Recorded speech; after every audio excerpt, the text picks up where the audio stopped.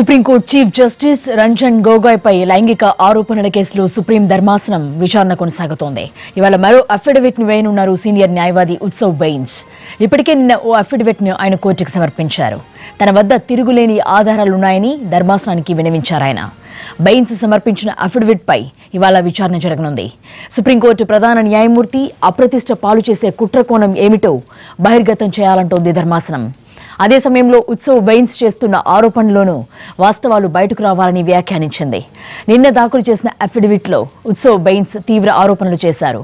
Supreme court మాజీ ఉద్యోగులు తపన్ కుమార్ చక్రవర్తి, మానవ్ శర్మ తరపున అజయ్ అనే వ్యక్తి ₹1,00,00,000 ఇవ్వజూపాడని, ఇది ప్రధాన న్యాయమూర్తికి వ్యతిరేకంగా జరుగుతున్న కుట్ర అని ఉత్సవ్ బెయిన్స్ అఫిడవిట్లో ఆరోపించారు.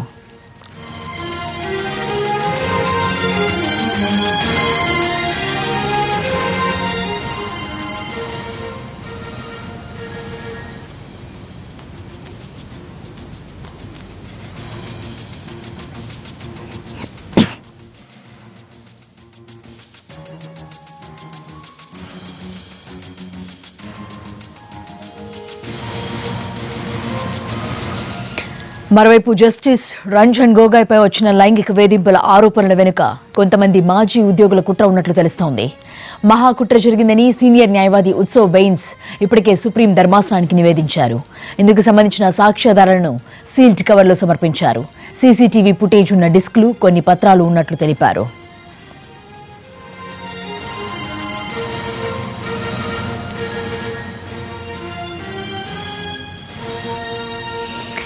ఈ మధ్య Anil Ambani, Swedish company Ericsson మధ్య సెటిల్మెంట్ వ్యవహారంలో సుప్రీంకోర్టు ఉత్తర్వులను, తీర్పును మార్చేసి అప్లోడ్ చేసిన మానవ్ శర్మ, తపన్ కుమార్ చక్రవర్తి అనే ఇద్దరు ఉద్యోగులను జస్టిస్ గొగోయ్ డిస్మిస్ చేశారు.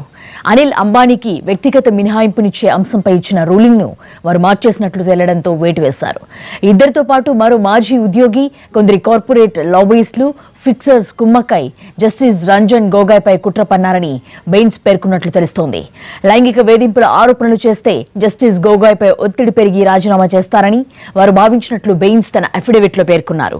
అయితే మీరు చేసిన ఆరోపణలు చాలా తీవ్రమైనవి, వీటిని రుజువుపరచలేకపోతే పర్యవసనాలు ఎలా ఉంటాయో కూడా మీకు తెలుసని ధర్మాసనం ఆయన హెచ్చరించింది.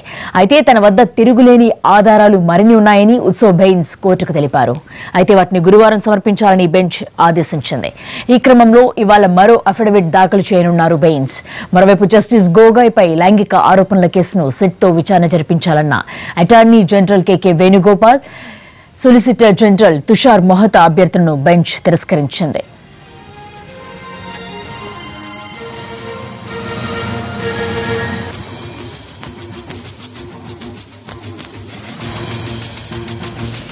ఈ కేసుకు సంబంధించి బుధవారం నాటకీయ పరిణామాలు వేగంగా చోటు చేసుకున్నాయి. జస్టిస్ అరుణ్ మిశ్రా సారథ్యంలోని జస్టిస్ రోహింగ్టన్ నారిమన్, జస్టిస్ దీపక్ గుప్తాలతో కూడిన ధర్మాసనం విచారణ చేపట్టింది. ఉత్సవ్ బెయిన్స్ సాక్ష్యాధారాలను పరిశీలించింది.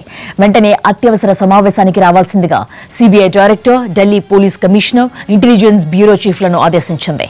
వారితో జడ్జిలు తమ ఛాంబర్లో సమావేశమయ్యారు. చీఫ్ జస్టిస్ గొగోయ్ను అప్రతిష్ట పాలు చేయడం ద్వారా న్యాయ వ్యవస్థ స్వతంత్రతను దెబ్బతీసేందుకు మహాకుట్ర జరుగుతోందన్న ఆరోపణలపై దర్యాప్తు చేయాల్సిన ఆవశ్యకతను వారు వివరించినట్లు తెలుస్తోంది.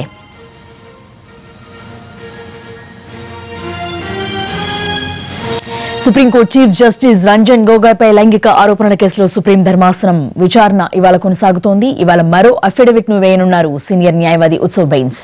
దీనికి సంబంధించిన పూర్తి వివరాలు మా కరెస్పాండెంట్ ఢిల్లీ నుంచి ప్రసాద్ అందిస్తారు. ప్రసాద్,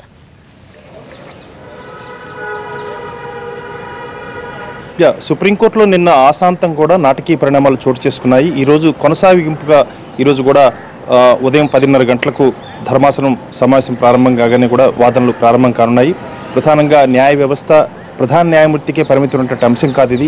న్యాయ వ్యవస్థ ధర్మాసనాలపై జరుగుతున్నటువంటి ఈ దాడిని వెంటనే అరికట్టాల్సి ఉంది. నిజానిజాలు నిగ్గుతేలాలి, వాస్తవాలు బహిర్గతం కావాలి. ప్రజలందరూ కూడా ఈ న్యాయ వ్యవస్థ పట్ల మరింత విశ్వాసం చూరగొనేలాగా పరిస్థితులు ఉండాలన్న అంశాన్ని ధర్మాసనం నిన్న చాలా ఘాటుగా కూడా స్పందించింది.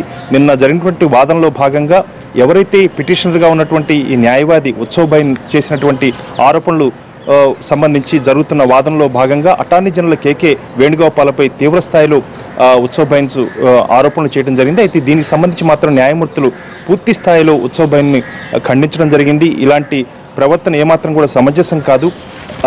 అటార్నీ జనరల్ కేకే వేణుగోపాల్ లాంటి న్యాయవాది, నేను న్యాయవాదిగా తన యొక్క వృత్తిని ప్రారంభించినప్పుడు ఆయన చాలా సీనియర్గా ఉన్నారు, ఆయన నుంచి చాలా నేర్చుకున్నామన్న అంశాన్ని కూడా నారిమన్ పేర్కొనడం జరిగింది. ఇలాంటి అసంబద్ధమైనటువంటి వ్యాఖ్యలు చేయడం ఏమాత్రం కూడా సమంజసం కాదు. ఈ రకంగా వ్యాఖ్యానించినట్టయితే నిన్ను ఇక్కడి నుంచి బయటకు పంపించేస్తామని కూడా న్యాయమూర్తులు వ్యాఖ్యానించడం జరిగింది. అయితే దానికి సంబంధించి ఉత్సవ బెంచ్ కూడా మీరు పంపించే బదులు నేనే వెళ్ళిపోతానని అనుకుంటున్న సందర్భంలోనే మరలా న్యాయమూర్తులు జోక్యం చేసుకొని వాదనలు వినిపించాల్సిందిగా కోరటం జరిగింది. ఏమైనప్పటికీ కూడా నిన్న చాలా నాటకీయ పరిణామాలు జరిగాయి. ఈరోజు కూడా ఆ నాటకీయ కొనసాగింపు కూడా జరిగే అవకాశం ఉంది.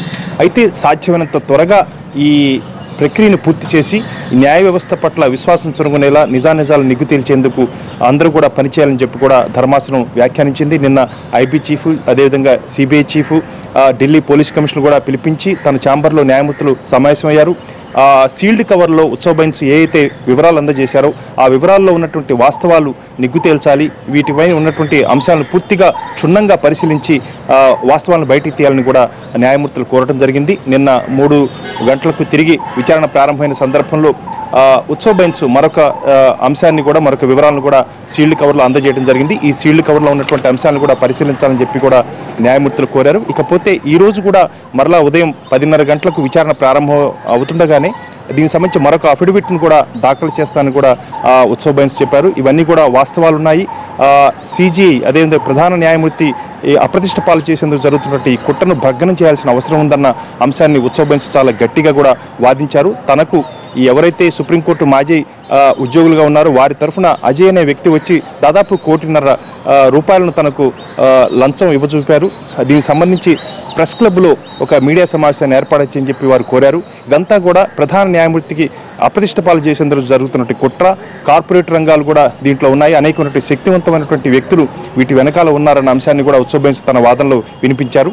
ఏమైనప్పటికీ కూడా ప్రధాన న్యాయమూర్తికి సంబంధించినటువంటి ఈ ఆరోపణలు నిజాలు నిగ్గు తేల్చడమే కాకుండా ధర్మాసనం అదేవిధంగా న్యాయ వ్యవస్థ పట్ల విశ్వాసం ప్రజల్లో ఉండే విధంగా దీనిపై చర్యలు తీసుకోవాలన్న అంశాన్ని కూడా ధర్మాసనం చాలా గట్టిగా చెప్పింది. కాబట్టి ఈరోజు కూడా వాదనలు పూర్తిగా కొనసాగే అవకాశం ఉంది. దీనికి ఒక కన్క్లూజన్ ఇచ్చేందుకు కూడా ధర్మాసనం ప్రయత్నిస్తున్నట్టుగా తెలుస్తుంది.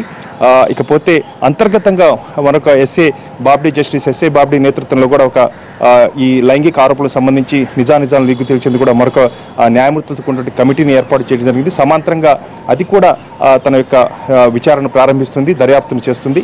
ఈ వాస్తవాలంటే కూడా నిగ్గు తేల్చి సాధ్యమైనంత త్వరగా పూర్తి చేయాలన్నదే సుప్రీం ధర్మాసనం యొక్క ఆశయం. కాబట్టి ఆ మేరకు ఈరోజు పూర్తిగా కూడా వాదనలు కొనసాగే అవకాశం ఉన్నట్టుగా తెలుస్తుంది. Thank you Prasad.